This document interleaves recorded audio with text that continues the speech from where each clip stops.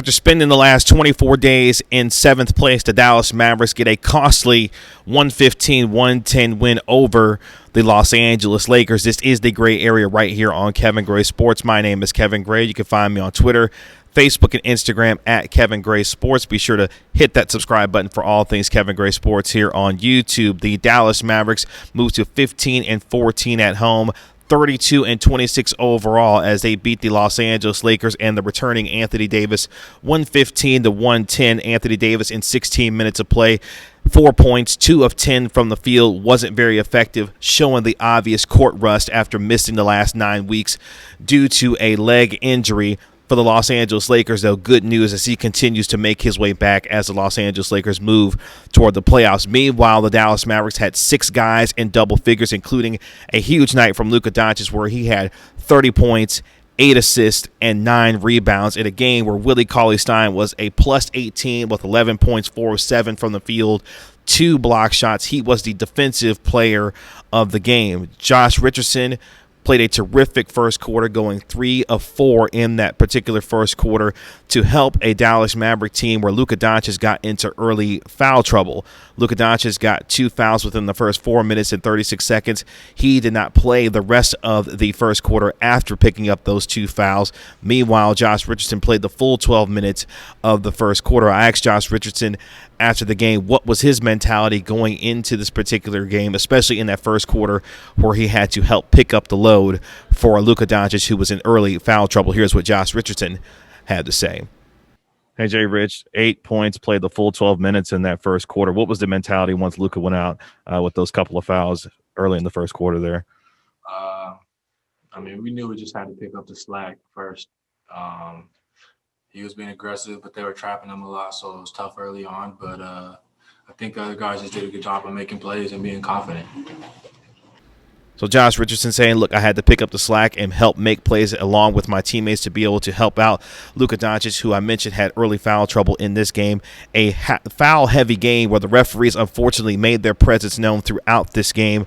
The Dallas Mavericks outshot the Los Angeles Lakers 36-17 at the free throw line, outscoring them by 12 at the free throw line where they made 26 free throws. Meanwhile, the Los Angeles Lakers only made 14. That was the real story of this particular game from how the Mavericks were able to win this game. As I mentioned, 6 guys in double figures. Dorian Finney-Smith with 10 points. He's shooting 41.3% in the second half as far as his three-point percentage is concerned.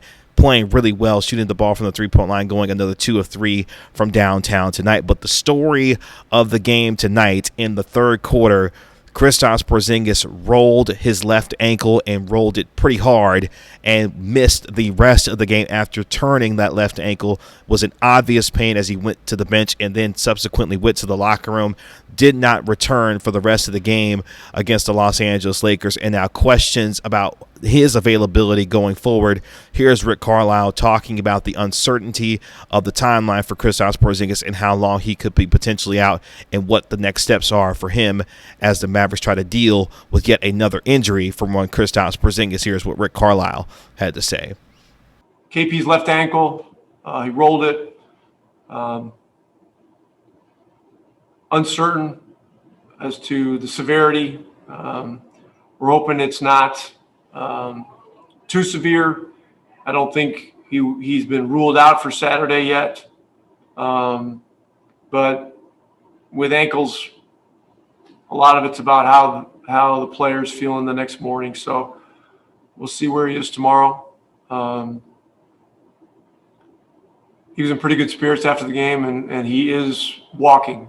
You know, he's not in a boot or anything at this point, although he has it wrapped with some elastic tape. So Rick Carlisle saying that the timetable is uncertain for Kristaps Porzingis, who in this game had 19 points, 6 rebounds, 6 of 11 from the field, hit his only 3-point shot that he took before having to leave the game in the third quarter with that rolled left ankle. You could tell that he was in obvious pain as he went to the bench and then going back to the locker room, did not make his return. Carlisle did say after the game that Porzingis is in good spirits, but yet and still another setback for a guy who's dealt with injuries throughout his career, a torn ACL, coming back from a meniscus tear, already talking about potentially having some work done on a wrist at the end of this year. Now a left ankle turn, a devastating left ankle turn against the Los Angeles Lakers. His availability now in question going forward as they get ready to take on the Lakers again on Saturday evening. So obviously for the playoff chances for the Dallas Mavericks, who now find themselves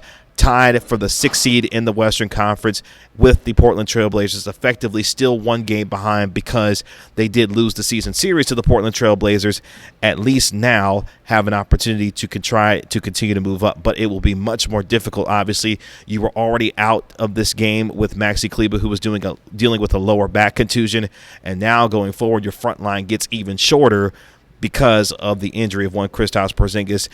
Good thing that Willie Cauley-Stein was able to play well in this game. As I mentioned, a plus 18. He had 11 points, was active all over the rim, especially with his rim running. You could tell, especially in the first half, the Dallas Mavericks were extremely aggressive trying to get the ball to the basket. You saw several alley-oops, even Dorian Finney-Smith driving the baseline for a dunk. A very aggressive disposition from the Dallas Mavericks, obviously dealing with a team that's as physical as the Los Angeles Lakers. Although the Mavericks did lose the rebounding battle, they were in it throughout the game. Yes, Andre Drummond had 19 rebounds in this game, but you've never seen a more empty 19 rebounds, and the little effect that he had as Andre Drummond in this game had 19 rebounds for the Los Angeles Lakers. But at the same time, things were really wild in the third quarter.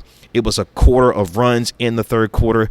The Dallas Mavericks, who led by 11 at halftime, saw that 11-point lead deficit be turned around by the Los Angeles Lakers within the first couple of minutes of the third quarter.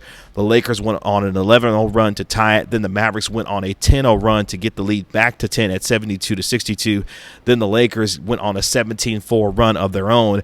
They actually outscored the Mavericks 39-32 in that third quarter, but the Mavericks were still able to maintain the lead despite the up and down nature and the uneven nature of that third quarter. J.J. Redick played well in this game, also went 3 of 5 from the field. He had 7 points, was very effective. Willie Cauley-Stein spoke to the media afterwards about how he was feeling coming back from being in the NBA protocols. Here's how Willie Cauley-Stein said he felt playing in this game, where he also played 31 minutes in this game. Here's what Willie Cauley-Stein had to say. Oh, yeah, man. I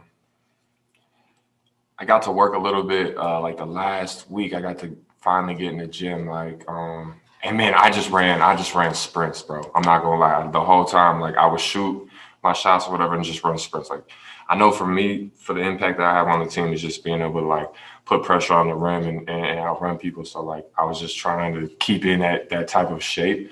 And I think the last kind of 3 games, getting to run a little bit and just slowly work back into that, set me up for a really big night. Like, my wind was really good tonight. So I think practice played a big role in that too, of just being able to play 4-on-4 for a few days before. So yeah, I mean, it was good stuff. So Willie Cauley-Stein feeling good, doing a lot of sprints, obviously, to get himself back into the kind of game shape that he needed to be in after being in the NBA health and safety protocols for the prior 3 weeks, now getting his legs under him. And he's going to be called upon going forward, obviously, because of the shorthanded nature of the front court that the Dallas Mavericks are dealing with Maxi Kleber out, potentially out again on Saturday. Obviously, with Kristaps Porzingis' availability in question also, it will be interesting to see how the Mavericks move forward with the depth of their lineup, given the short rotations they were already using, with being dependent upon 7 guys primarily. When you start thinking about the rotations of guys like Dwight Powell and Jalen Brunson and Tim Hardaway coming off the bench with your primary starters, now you're down 2 primary starters in terms of Maxi Kleber, who did not start in this game. Dwight Powell obviously started again for the 2nd consecutive game with Maxi Kleber being out due to that lower back contusion. So some different things that the Mavericks are going to have to deal with, but you always can count on Luka Doncic for the most part to have the kind of monster game that he did. As I mentioned, 30 points, 8 assists, 9 rebounds. Here's what Luka Doncic had to say after the game about his performance and the energy that the Mavericks were able to play with, and ensuring that they are not relaxing, and now that they've gotten themselves into this position and being tied with the Portland Trail Blazers. Here's what Luka Doncic had to say. We just gotta play hard, every game. We gotta come out every game as we did tonight, playing hard, trying to dunk everything. And we just gotta come out like that every game. So Luka Doncic saying, look, we cannot relax, obviously, with a team now that they are tied with the Portland Trail Blazers, still looking up at the Los Angeles Lakers in the Western Conference standings, but now trying to put some distance between themselves and the Memphis Grizzlies, the Golden State Warriors, and also the San Antonio Spurs. As I mentioned earlier, for the first time in 24 days, the Dallas Mavericks find themselves now tied for the 6th seed in the Western Conference, and obviously an important thing from a mental standpoint now that they've been able to climb that mountain. At one point, a team that went 19-7 in a stretch of 26 basketball games. You remember way back when in February when this team lost 10 of 13 games, at one point lost 6 games in a row, 9-14, 14th in the Western Conference. They have climbed that proverbial mountain now to get themselves in this position where they could potentially overtake the Portland Trail Blazers, who had the night off on Friday but play the Memphis Grizzlies, or on Thursday but play the Memphis Grizzlies on Friday. So it should be very interesting to see how the Portland Trail Blazers continue to handle where they have the 4th most difficult schedule in the final 14-15 games of the season. Meanwhile, the Dallas Mavericks have the 2nd easiest schedule in all of the NBA. But again, a costly win for a team in the Dallas Mavericks that had 6 guys in double figures, several guys playing well, including Dwight Powell, who's been playing well as of late with the energy, the rim running, the defense, and the hustle.